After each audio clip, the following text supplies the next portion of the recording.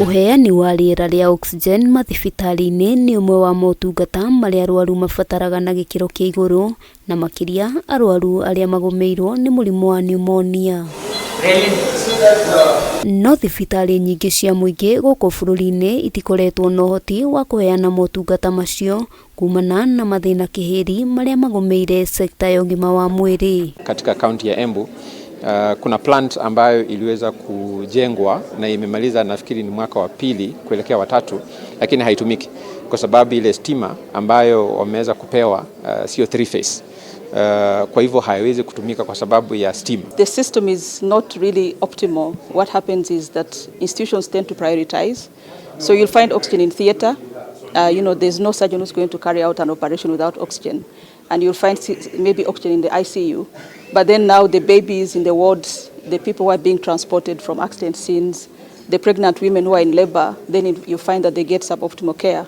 And that can mean the difference between life and death. Mamwe ma maundu maria macungiriirie thina uyu ni hamwe na magoti ma iguru maria marihagirwo mitungi ya gukua oxygen, unyihu wa namba ya ataramu aria mohigiriire hari kugathika mitungi iyo, undu umwe na kumithurima, wagi wa thitima icigo-ini ngurani cia bururi, unyihu wa namba ya arigitani mathibitari-ini ma muingi gatagati-ini ka mangi. Ingawa oxygen imewekwa kuwa zero rated katika bajeti, katika taxation, lakini hizi equipments ambazo zinasaidia kupeana oxygen ni kwamba zinalipishwa tax, na kwa hivyo tunapoongelea mambo ya taxation nafikiri hiyo ni sehemu moja ambayo yabidi tuweze kuangalia. Hari uthuthuria uria utafanitio ni gikundi kia Africa Population and Research wonanetie thibitari nyingi ikoragwo cihokete uteithio wa riera kuma kuri andu a wendi mwega, kuria ningi mitungi ya gwikira oxygen ikoragwo iri ya kambuni kiumbe. But in actual fact it has been a long standing problem.